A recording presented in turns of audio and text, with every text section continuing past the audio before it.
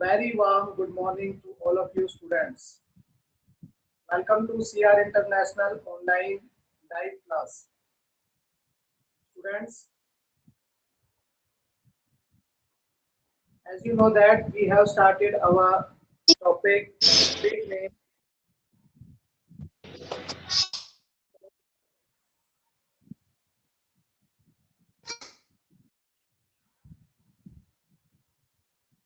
The essays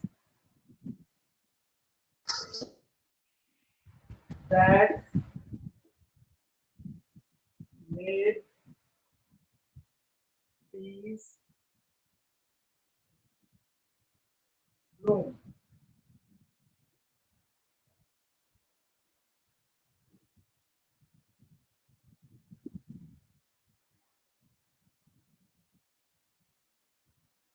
हाँ जी बेटा, सभी अपनी बुक को ओपन कर लें। आपकी जो बुक है हनीकॉम, उसका जो हमारा चैप्टर है, chapter number 4, the ashes that made trees bloom. Part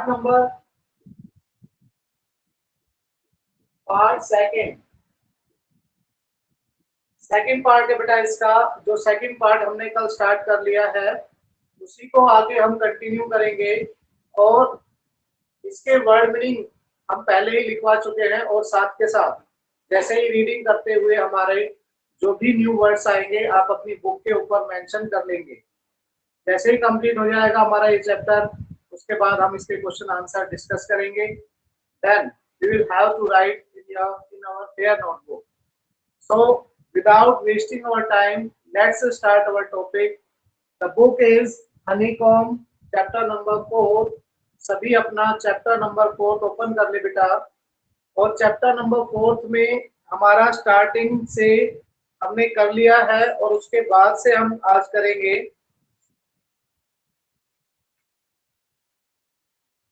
Those who are attending the class, they know that where one be reading, कहां पर हम पढ़ रहे थे वो सभी जानते हैं।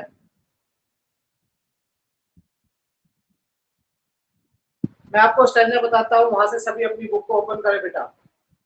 स्टैंजा है जहां से हमें रीड करना है आज, उससे आगे मैं बता रहा हूं। Now in the days of the daimyos it was the custom. ये हमने स्टैंजा कर लिया था, बट यहाँ से एक बार हम फ्लैशबैक में जाकर यहाँ से कंटिन्यू करेंगे। और जो स्टोरी है हमारी वो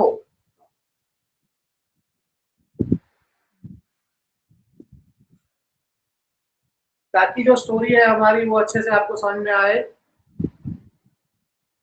सभी ने अपनी बुक ओपन कर ली बेटा?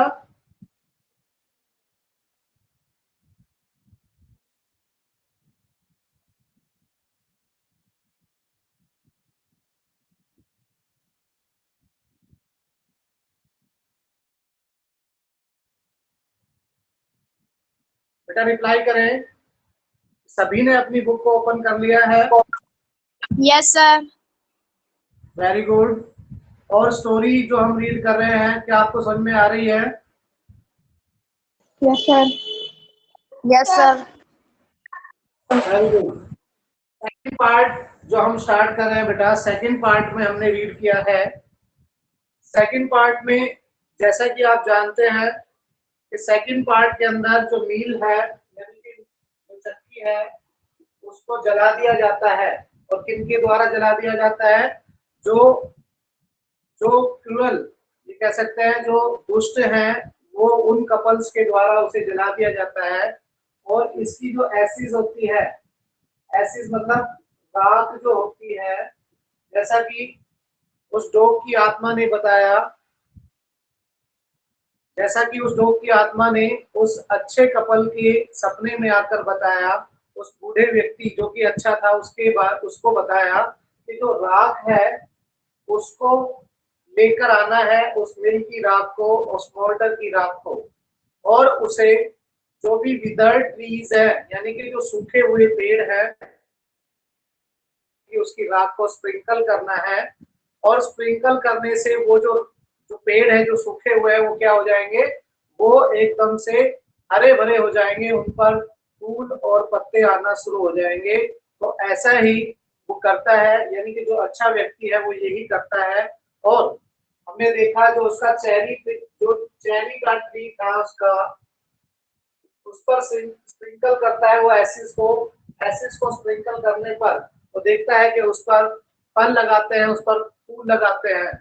तो उसके बाद से क्या होता है उसको हम रीड करेंगे। सभी अपनी बुक में जो ये लाइन है मैं बोल रहा हूँ वहां से पर देखें। Now in the days of daimyos it was the custom when their lord passed by. Got it? मिल गया बेटा सभी को? Yes, sir. कल जो हमने लास्ट में रीड किया है उसी को एक बार मैं फिर रीड करा रहा हूं बेटा, और उससे आगे अपनी कंटिन्यू स्टोरी को रखेंगे। Now in the days of the daimyos, उन दिनों डायम्योस जो होते थे, डायम्योस मैं अच्छे से बता चुका हूं। उन दिनों जो कस्टम था वो ये था कि डायम्योस जो होते थे उस गांव के अंदर, वो when their lord passed by, यानी कि उन्हें लॉर्ड माना जाता था जब वो गांव से गुजरते थे। for all the loyal couple to shut up their high windows, तो जो वफादार लोग होते थे यानी कि जो उस गांव के लोग होते थे उन्हें क्या करना पड़ता था, अपनी विंडोज को शट करना पड़ता था, बंद करना पड़ता था। they even pasted them fast with a slip of paper, मैंने कल भी बताया आपको वो क्या करते थे, जो खिड़कियां होती थी कांच की उस पर क्या लगा देते थे, पेपर लगा देते थे और कागज को चिपकाकर वो, ताकि वहां से कोई उन्हें देख ना सके। और ये कस्टम था, ऐसा करना पड़ता था उन्हें। So as not to commit the impertinence मतलब गुस्ताखी करना या गलती करना। जब भी कोई ऐसी, यानी कि ताकि कोई ऐसी गलती ना करे, of looking down on his lordship, यानी कि उस जो डायम्योस था उसकी तरफ देख ना सके। All the people along the road, और लोग क्या करते थे, जो सड़क पर लोग रहते थे उस समय जब उनका प्रोसेशन जा रहा होता था, उनका जुलूस जा रहा होता था या डायम्योस की जो पालकी है वो जा रही होती थी, तो लोग जो सड़क पर होते थे, रोड पर होते थे, वो क्या करते थे बेटा, वो all the people along the road would fall upon their hands and knees, घुटनों के बल वो बैठ जाते थे और अपने हाथों को सीधा रखकर नदी के नीचे की तरफ, and remain prostrate until the procession passed by. Procession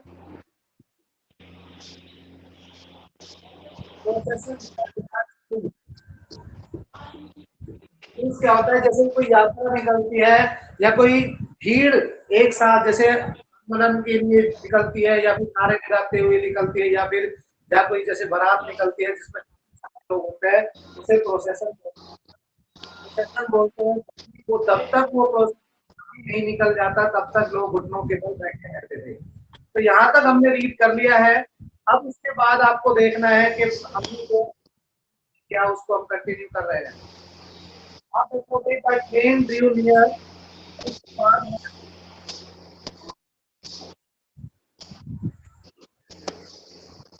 उसके बाद दिया हुआ है बेटा द ट्रेन ड्यू नियर, जब भी वो ट्रेन का मीन्स यहाँ पर कि जो उनकी गाड़ी थी, गाड़ी किसकी, उस डायम्योस की गाड़ी वहां से गुजरती थी, यानी कि नजदीक आई। वन टाल competent and March ahead, competent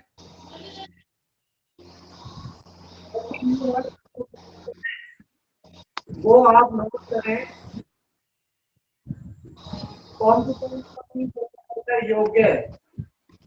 एक व्यक्ति उस जुलूस से आगे, यानी एक व्यक्ति आगे जाकर ये सूचना देता था कि पालकी आ रही है, सभी अपने घुटनों के बल बैठ जाए। तो यही बताया गया है इसमें। ऐसे ही उनकी गाड़ी उस रोड पर आती थी, एक लंबा सा योग्य व्यक्ति उस आगे जाता, crying out to the people by the way, रास्ते में ये कहता हुआ, चिल्लाता हुआ, जोर से कहता हुआ जाता, get down on your knees, अपने घुटनों के बल बैठ जाओ, ऐसा वो कहता। Get down on your knees, अपने घुटनों के बल बैठ जाओ। And everyone kneeled down while the procession was passing, और सभी एंड हो जाते, यानी कि नीचे घुटनों के बल बैठ जाते जब तक कि प्रोसेशन गुजर नहीं जाता, यानी कि जो उसका जुलूस है डायग्नोस का, तब तक वो वहीं पर ही बैठे रहते। उसके बाद है बेटा एक्सेस करके आपका देखोगे, suddenly the leader of the van caught sight of the aged man up in the tree। अब अभी जो ये कहानी है उसमें ओल्ड कपल जो योग्य है यानी कि गुड मैन, अच्छा व्यक्ति,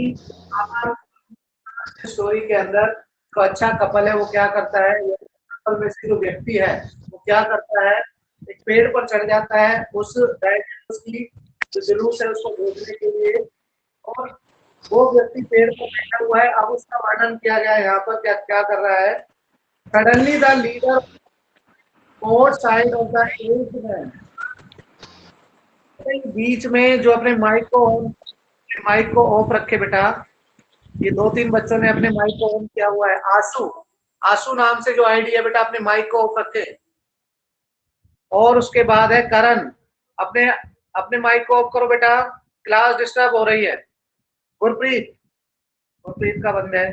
करण, ठीक है, गुड बेटा, बीच में अपने माइक को ऑन कर लेते हो ना तो इससे क्या होता है, क्लास डिस्टर्बेंस होती है और डिस्टर्ब होने से हमारा जो कंसंट्रेशन आपको लेसन के ऊपर पूरा फोकस जो जा रहा है वो एकदम से कट हो जाता है, क्योंकि ध्यान फिर हमारा वहीं पर जाता है और दूसरे बच्चे भी इसमें इंटरप्ट होते हैं, यानी कि इससे उनको भी प्रॉब्लम होती है। तो बीच में अपने माइक को ऑन ना करें, जब भी कोई प्रॉब्लम हो तो एक्सक्यूज मी सर बोलकर आप अपनी प्रॉब्लम को बता सकते हैं। अदरवाइज मैंने बताया जैसे ही हमारा टॉपिक क्लियर हो जाएगा, कंप्लीट हो जाएगा, मैं आपसे डिस्कस करूंगा अपनी प्रॉब्लम को, आप बताइए। इस ड्यूरेशन के बीच में अपने माइक को ऑन ना करें बेटा, जब भी आपसे कहा जाता है तब ऑन करें कैमरे को या माइक को, तब बोलें, ठीक है। और बीच में कोई प्रॉब्लम आती है तब आप बोल सकते हैं। तो अच्छा व्यक्ति जो कि पेड़ पर बैठा हुआ है जुलूस को देखने के लिए, वो क्या करता है, वहां जैसे ही उसने, उस व्यक्ति ने जो कि गाड़ी के सबसे आगे था, जो कि आवाज लगाता हुआ कि अपने घुटनों के बल बैठ जाओ, घुटनों के बल बैठ जाओ, वो व्यक्ति, लंबा वाला व्यक्ति जो ये आवाज लगाता है, वो उस बूढ़े व्यक्ति को देख लेता है, इस व्यक्ति को पेड़ पर बैठा हुआ, जबकि ऐसा अलाउ नहीं था, ऐसा नहीं करना था उसे, ऐसा अलाउ नहीं था, ऐसा नहीं किया जाता था, पर वो क्या करता है, वो बैठा हुआ देखता है। इन द ट्री, पेड़ के ऊपर, he was about to call out to him, वह उसे आवाज लगाने ही वाला था। इन एन एंग्री टोन, यानी कि गुस्से से वह उसे आवाज लगाने ही वाला था। But seeing he was such an old fellow, परंतु उसने देखा कि वो बहुत ही बूढ़ा है, यानी कि बूढ़ा व्यक्ति है, तो उसने देखा, ही pretended not to notice. Pretend का मीन्स होता है बेटा बहाने बनाना, उसने ना देखने का बहाना बनाया, यानी कि उसे इग्नोर कर दिया, उसे आगे यानी कि वो चलता रहा, उसने उसकी तरफ नहीं देखा या हल्का सा देखकर उसने कुछ नहीं कहा, उसने देखा वह तो बहुत ही बूढ़ा व्यक्ति है। Not notice him and pass him by, और वहां से गुजर गया। So when the daimyos palanquin drew near, near palanquin, ऐसे तो ये वर्ड मीनिंग जो हमने करवाया है उसमें लिखा हुआ है, आप इसका ध्यान रखें। न्यू वर्ड है, पेलेंक्विन होता है, पालकी को बोलते हैं या फिर डोली जो होती है उसे बोलते हैं। तो पालकी जैसे ही, वो व्यक्ति तो आगे निकल गया जो आगे आवाज लगा रहा था, उन्हें मना कर रहा था कि घुटनों के बल बैठ जाओ, कोई व्यक्ति दिखाई नहीं देना चाहिए, पर जैसे ही वो पालकी जो डायनो जिसके अंदर बैठा था वो वहां पर गुजरी, dear knew the old man taking a pinch of acid, तो उस बूढ़े व्यक्ति ने क्या किया, और कौन सा बूढ़े व्यक्ति की बात कर रहे हैं, जो अच्छा व्यक्ति था, जिसके सपने में डॉग की आत्मा आती है और बताती है कि स्प्रिंकल करना है जो भी सूखे हुए पेड़ हैं उन पर। तो जैसे ही उसकी पालकी यानी कि डायनोस की पालकी वहां से गुजरती है, तो वो एक चुटकी जो राख है वो फ्रॉम इस बास्केट, अपनी बास्केट से निकालता है, scatter it over the tree, और उस पेड़ पर छिड़क देता है, बिखेर देता है, यानी कि छिड़क देता है, ड्रॉप कर देता है उस पेड़ पर जिस पर वो बैठा हुआ है, वो चेरी का पेड़ है। In a moment it burst into blossom, अब देखोगे कि वो जैसे ही वो छिड़कता है उस पेड़ के ऊपर, उस राख को, उस पर फूल खिलाते हैं, फूलों से लद जाता है वो पेड़ एकदम से, The delighted daimyos ordered the train to be stopped. अब जैसे ही वो फूल उसके ऊपर उस पालकी पर गिरने शुरू हुए तो जो डायम्यो है वो खुश होता है। डिलाइटेड का मीन से बेटा खुश होना, वो खुश होता है और अपनी पालकी को, अपनी ट्रेन को, यानी कि जिसमें वो जा रहा है उसको रोकने का आदेश देता है। And got out to see the wonder, और देखता है कि ये आश्चर्य जो एकदम से हुआ है, अभी तक तो वहां पर कुछ नहीं था और एकदम से चेरी का जो पेड़ है उस पर एकदम से फूल लग जाते हैं, वो एकदम से फूलों से ढक जाता है, ये देखने के लिए वो रुकता है। Calling the old man to him, उस व्यक्ति को बुलाता है, यानी कि जो बूढ़ा व्यक्ति बैठा हुआ है उसको बुलाता है। He thanked him and ordered present of silk robes. robes होता है जैसे कपड़े का बनाया हुआ कुर्ता कह सकते हैं, पोशाक कह सकते हैं। सिल्क का रोब उसे देता है, स्पंज केक उसे देता है, फैन पंखे उसे देता है, and other reward to be given him, यानी कि जो डायम्यो है वो बहुत खुश हो जाता है यह देखकर, और उस बूढ़े व्यक्ति को, इस व्यक्ति को क्या देता है, उसे उपहार में उसकी पोशाक देता है, केक देता है और फैंस यानी कि पंखे देता है और अन्य इनाम भी उसे देता है। To be given him, he even invited him to castle. बेटा जो वर्ड आया है castle, इसका जो मीनिंग होता है वो होता है महल। क्या होता है? महल। और वह यहाँ तक कि उसे महल में आने के लिए आमंत्रित भी करता है, महल में बुलाता भी है उस व्यक्ति को। So the old man went gleefully, इसलिए अब वह बहुत खुश हो जाता है। gleefully का मीन्स है बेटा बहुत खुश होना। अब वह खुश होकर घर जाता है और to share his joy with his dear old wife, और अपनी पत्नी को वो सारी घटना जो वहां पर होती है और जो नाम उसे दिया जाता है उसके बारे में अपनी वाइफ को बताता है। अभी इतना कराया बेटा, यहाँ तक किसी बच्चे को कोई प्रॉब्लम है, कोई वर्ड आपको नहीं समझ में आया हो, कोई लाइन आपको नहीं समझ में आ रही हो, चैप्टर से रिलेटेड आप अभी पूछ सकते हैं, डिस्कस कर सकते हैं। फिर उसके बाद हम अपना जो चैप्टर है वो कंटिन्यू करेंगे और अंत तक, यानी कि आज इसका जो एंडिंग है, एंडिंग पार्ट तक हम उसको कंप्लीट कर लेंगे। नो सर, ऐसा कोई लाइन नहीं जो समझ नहीं।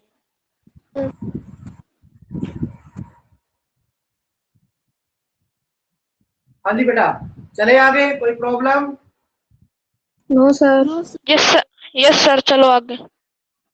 हाँ बेटा, जो ये वर्ड आए हैं वो सभी अपनी बुक में मेंशन कर रहे हैं। Yes sir. Yes sir. लिखवा है यहाँ पर योग्य है। और पेरेंट्रीन होता है पालकी और कैसल होता है महल। ये वर्ड जो नए आए हैं वो आपके बहुत काम आएंगे बेटा, वोकैबुलरी आपकी बढ़ेगी, स्पीकिंग में आपको हेल्प करेगी। तो वोकैबुलरी आपको साथ के साथ, यानी कि वर्ड मीनिंग आपको कराए जाते हैं वोकैबुलरी आपकी बिल्ड कराने के लिए। अगर ये वोकैबुलरी आपकी डे बाय डे, यानी कि आप मान के चलो 10 से 10 तक भी मान लो, 10 to 15 हो या 10 तक भी आप नए वर्ड सीखते हो, तो आपकी जो डिक्शनरी है माइंड के अंदर वो कितनी ग्रो होगी और उससे आप कितना अच्छा बोल पाओगे स्पीकिंग में, इससे depend on the vocabulary. So we will continue the chapter now. उसके बाद क्या होता है बेटा, ये आप देखोगे कि जैसे ही वो जाता है अपनी वाइफ को सारी बातें बताता है, अब क्या होता है, but when the greedy neighbour heard of it, अब क्या होता है, अभी जो ग्रीडी नेबर है, जो लालची उसका पड़ोसी है जिसने डॉग को मार दिया था, वो इस बात को सुनते हैं, वो अब भी उसके पीछे लगे हुए हैं। He took some of the magic ashes and went out of the highway. अब वो क्योंकि जो इसकी राख है, इस मिल की जो जला दी थी, कुछ ही भाग तो, यानी कि कुछ मात्रा में तो वो टोकरी में लेकर आया था अच्छा व्यक्ति, बाकी तो इन्हीं के पास थी। वो क्या करता है, अपनी वो बची हुई राख को उठाता है, वहां से लेता है और कहाँ चल देता है, उस रोड पर चल देता है जहाँ पर, जिस रास्ते से वो पालकी गुजर रही है वहां पर चल देता है। There he waited until a daimyo's train came along. अब वो इंतजार करता है कि पालकी का, कि वो पालकी आएगी, वो वैसे ही करेगा। कैसे करेगा? जैसा कि उस अच्छे व्यक्ति ने किया है ऐसा ही करेगा। क्यों करेगा? कि वो सोचता है कि दाइम्यो है, वो उसके लिए क्या दे देगा, उपहार दे देगा, जैसे उस व्यक्ति को मिला। और उसने पहले भी ऐसा नहीं, उसे मिला और अब भी शायद उसे नहीं मिलेगा, ये हम देखेंगे। तो क्या करता है कि उस रास्ते पर पहुंच जाता है जहां पर वो पालकी गुजरने वाली है और एसिड्स को लेकर बैठ जाता है और he threw a handful of एसिड्स ओवर द ट्री। अभी ऊपर रह गया बेटा।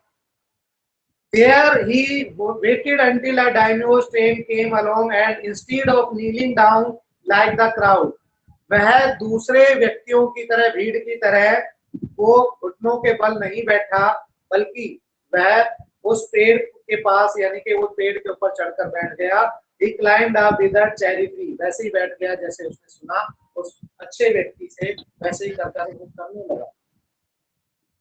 When the daimyo himself was almost directly under him, अब क्या करता है कि जो दाइम्यो है, यानी कि जो जमींदार है, जो पैसे वाला धनी जमींदार है, जिसकी पालकी वहां से गुजर रही है, अब उस पेड़ के पास से गुजरती है जिस पर वो धूर्त क्रूरल जो वहां पर बैठा हुआ व्यक्ति है, वो जैसे ही वो पालकी गुजरती है वो क्या करता है, he threw a handful of ashes over the tree, अब वह मुट्ठी भरकर राख उस पेड़ पर फेंकता है जिस पर वो बैठा हुआ है और पालकी नीचे से गुजर रही है। Which did not change a particle, अब देखना क्या होता है, वहां पर जो पेड़ था उसमें एक भी चेंज नहीं हुआ, यानी कि कुछ भी चेंज नहीं हुआ, कोई परिवर्तन नहीं हुआ, उस पेड़ पर एक भी पत्ता नहीं लगा। The wind blew the fine dust in the noses and eyes of the daimyo and his wife, क्या होता है कि जैसे ही वो राख उस पालकी के नीचे पहुंचती है तो जो दाइम्यो है उसके नाक में और आंख में, और उसकी वाइफ की आंख और नाक में वो धूल एकदम से उसके नाक और आंख में जाती है। The wind blew and fine dust in the noses and eyes of the daimyo and his wife. Such sneezing and choking, sneezing का मीन्स होता है छींकना।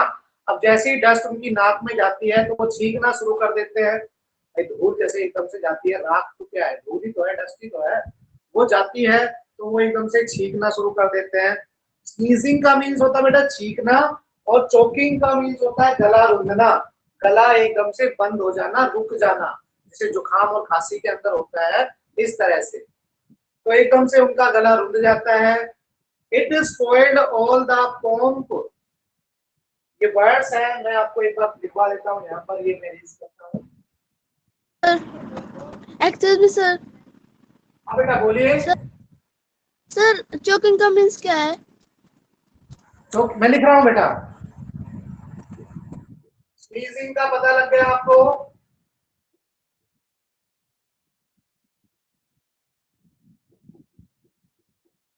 गला बंद होना, जिसे हम कहेंगे रुंधना। चोक होना, गला बंद होना, बंद होने का मतलब ये नहीं है कि एकदम से बंद हो गया, फंदा लग गया, वो नहीं है। जुकाम से, खांसी से, डस्ट से एकदम से जो बंद हो जाता है गला, सांस लेने में प्रॉब्लम हो जाती है, नाक से अंदर, मुंह से अंदर कोई चीज नहीं जाती है, उसे कहते हैं रुंधना। तो चोकिंग का मीन्स होता है सर रुदना लिखे नोटबुक में या फिर गला बंद होना लिखे? रुंधना लिखना बेटा, रुंधना। बंद होना तो मैंने आपको वैसे बताया क्योंकि इसका बंद होने का मतलब दूसरा मीनिंग निकल जाता है, तो गला रुंधना लिखना है आपको, ये वाला, ठीक है। तो स्नीजिंग का मीन्स होता है छींकना। अब जैसे ही नाक में उनके डस्ट जाती है, छींक आती है और उनका गला रुक जाता है, बंद हो जाता है। अब क्या होता है, जो पोम्प है, पोम्प और यहाँ पर डिग्निटी, डिग्निटी तो बेटा होता है शान, और पोम्प होता है ठाट बाट। ठाट बाट क्या, जैसे जो उस शान, इसकी प्रोसेसन की जो जुलूस निकल रहा था वो एक शान से, ठाट बाट से निकल रहा था, हाथी घोड़े पालकी ऐसे सब कुछ थे उसमें। जो ठाट बाट है, जो शान है पालकी की, वो कैसी हो जाती है, सारी स्पॉइल्ड हो जाती है। स्पॉइल्ड मतलब बेकार हो जाती है, बिखर जाती है, खत्म हो जाती है, नष्ट हो जाती है। The man whose business it was to cry get down on your knees, जिस व्यक्ति का ये काम था, जो ये कह रहा था आगे चलकर, सबसे आगे जो प्रोसेशन के अंदर था कि अपने घुटनों के बल बैठ जाओ, वो क्या करता है, get down on your knees, seize the old fool by the collar, यानी कि सीज्ड का मीन्स होता है पकड़ना, सीज वैसे बंद करना भी होता है, यहाँ पर है उसको पकड़ लिया कॉलर से, उस व्यक्ति को, उस मूर्ख व्यक्ति को, dragged him from the tree, और उसे पेड़ से खींच कर लेकर आया। ड्रैग्ड का मीन्स होता है घसीटना, खींचना, ठीक है। ड्रैग्ड का मीन्स क्या होता है, घसीटना या खींचना। उसे घसीट कर लेकर आया, and tumbled him, tumbled, tumbled मतलब धड़ाम से गिरना नीचे, उसे धड़ाम से नीचे गिरा,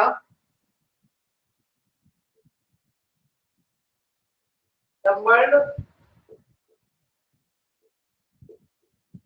धड़ाम से गिरा। अब धड़ाम से जैसे जोर से पटका देते हैं, मारते हैं, उसे बोलते हैं टम्बल्ड, उसे जोर से नीचे पटका, एंड हिज एसिस एस basket into the ditch by the road, और जो बास्केट में जो एसिस थी यानी कि जो राख थी वो रोड के ऊपर बिखेर दी गई, यानी कि एकदम से जब उसे पटका तो राख बिखर गई। Then beating him soundly, soundly का मतलब बहुत बुरी तरह से, अच्छी तरह से पीटना, बहुत बुरी तरह से कहेंगे हम यहाँ पर, अच्छी तरह से कोई अच्छी चीज के लिए होता है, तो यहाँ पर इसका मीनिंग है उसे बहुत बुरी तरह से पीटना शुरू किया। He left him for dead, और उसे मरने के लिए, मरा हुआ यानी कि मरा सा कह सकते हैं, मरा हुआ सा उसे क्या कर देता है, छोड़कर वहां पर छोड़ देता है। वो व्यक्ति जो कि आगे प्रोसेसर में आवाज लगाता हुआ आगे बढ़ रहा था, वो उसे वहां पर छोड़ देता है। क्लियर है इतना बेटा? Yes sir. स्टोरी क्लियर हो गई। उस व्यक्ति को मरा हुआ यानी कि छोड़ दिया जाता है, वो कितने जतन करता है, क्रुएल्टी करता है नहीं करता है? वो उन व्यक्ति, जो व्यक्ति है उन पर क्रुएल्टी करता है, वो मारता है, धुतकारता है, फिर भी क्या होता है, अब वो राजा के, ये कह सकते हैं दूत है या मंत्री है या राजा, आप किसको बोल रहे हैं, जमींदार है, उसके द्वारा वो उसकी पिटाई की जाती है और उसे मरा हुआ छोड़ दिया जाता है। उसके बाद जो लास्ट में जो कंक्लूजन है आप देखोगे, thus the wicked old man died in the mud, क्या होता है, इस प्रकार दुष्ट व्यक्ति, विक्ड, विक्ड का मैं पहले ही बता चुका हूँ, विक्ड का मीन्स होता है दुष्ट। Wicked old man died in the mud, उसे कीचड़ में, यानी कि कीचड़ में उसे जब छोड़ दिया जाता है या मर जाता है। But the kind friend of the dog, परंतु जो वो व्यक्ति है या जो कपल है जो डॉग को प्यार करते थे, dwelt का मीन्स है रहना, अच्छी तरह से रहते हैं, इन पीस, शांति से रहते हैं, एंड प्लेंटी, और प्रचुर मात्रा में उनके पास पैसा हो जाता है, and both he and his wife live to green old age, और अपने बुढ़ापे तक, ग्रीन ओल्ड एज का मीन्स क्या है, जब भी उनका बुढ़ापा पूरा होता है तब तक, यानी कि लास्ट तक कह सकते हैं, अंत तक कह सकते हैं, वह अपना अच्छा जीवन व्यतीत करते हैं, बुढ़ापे तक वो अच्छी तरह से रहते हैं। तो बेटा बुराई का अंत बुराई से ही होता है, तो बुरा करता है बुराई उसके साथ होता है, और किसी न किसी रूप में वो भगवान बैठा हुआ है, वो किसी न किसी रूप में कर ही देता है।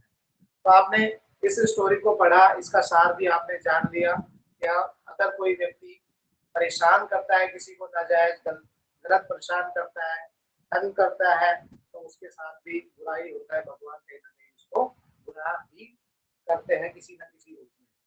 तो बेटा इसके जो चैप्टर से रिलेटेड आपको कोई डिस्कशन करना है या कोई थ्योरी है तो आप मुझसे पहले कर सकते हैं, उसके बाद हम इसके एक क्वेश्चन आज करेंगे, क्योंकि इतना ही हमारे पास टाइमिंग है, और इसका क्वेश्चन करने के बाद जो रिमेनिंग क्वेश्चन है हम अपनी नेक्स्ट वीडियो के अंदर करेंगे। पहले तो मुझे बताइए कि ये चैप्टर अच्छे से समझ में आया आपको, कोई प्रॉब्लम है अभी तक जितना पढ़ा है वो बताइए। सर आ गया समझ अच्छे से।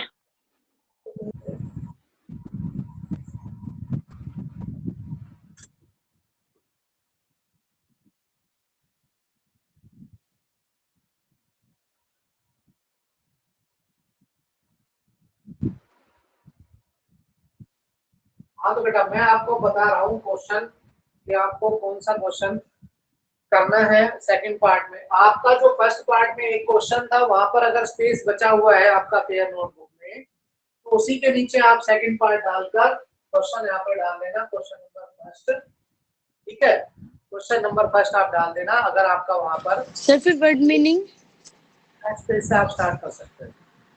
सर फिर वर्ड मीनिंग?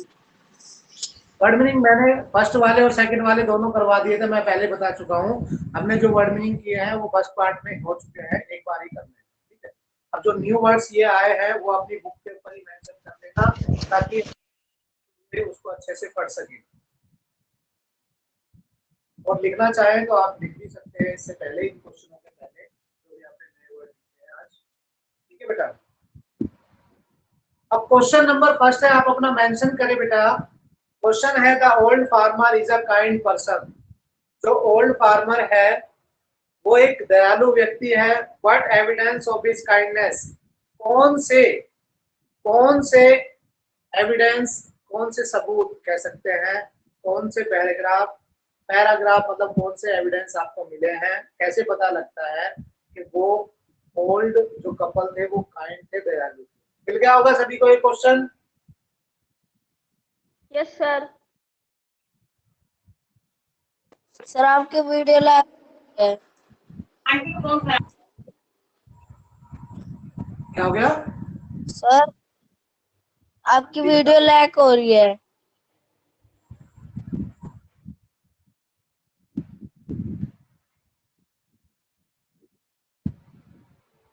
तो बेटा इसका क्वेश्चन का आंसर हम लिखेंगे the old farmer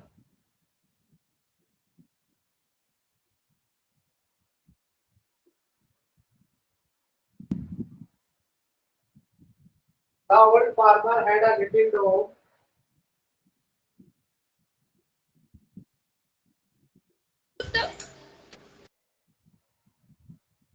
The old farmer had a little dog as a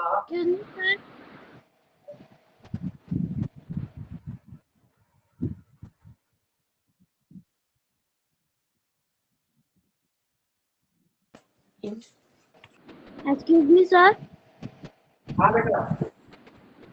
sir हमारे पास बुक नहीं है तो हम क्वेश्चन कहाँ से लिखें? क्वेश्चन के लिए बेटा आप लाइन छोड़ दो, क्वेश्चन लिखो, मैं बोल रहा हूँ आप लिखिए। जिनके पास बुक नहीं है मैं क्वेश्चन रिपीट कर रहा हूँ बेटा, आप लिखिए एक बार। The old farmer is a kind person. The old farmer is a kind person. Sir इसके नीचे पार्ट सेकंड लिख के लिखना है। हाँ part second. Part second. The old farmer is a kind person what evidence evidence what evidence evidence बेटा book जिनके पास नहीं है इमीडिएटली आप अपने पेरेंट्स से बोलो कि वो बुक परचेज करके देंगे। ये बुक आपको बुक सेलर से भी मिल जाएगी, दोनों जो टेक्सुअल बुक है, ग्रामर की आपकी स्कूल में मिलेगी। अगर स्कूल जा सकते हो तो स्कूल में भी ये मिल जाएगी आपको, और बाहर से अगर आप परचेज करना चाहते हो तो वहां से भी मिल जाएगी। What evidence of the kindness do you find? What evidence of his kindness do you find in the first two paragraphs? First two paragraphs. Answer हम लिख रहे हैं he fed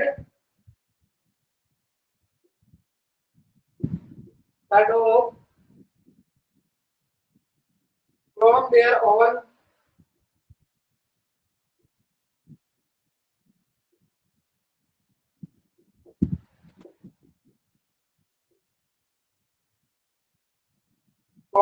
own chopsticks.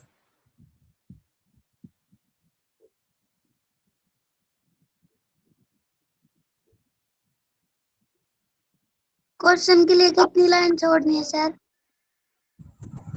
2 line. The old man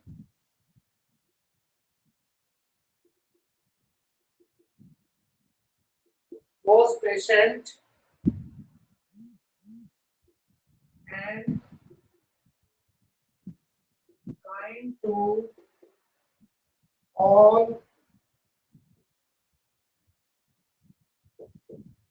all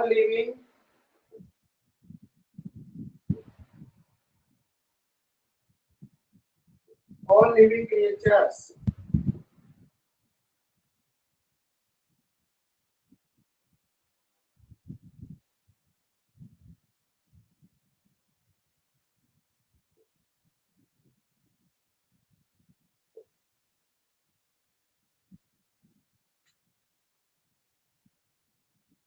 तो बेटा enough for today. Reading करना है आपको इस चैप्टर को जितना आपको कराया है, और इससे पहले भी पूरा चैप्टर आपको पता होना चाहिए। In between question we will discuss about this chapter tomorrow. Okay, तो आपको ये क्वेश्चन पेयर नोटबुक में जरूर लिखना है और चैप्टर को रीडिंग करना है बेटा। जल्दी से एक बार लिख ले। Sir please side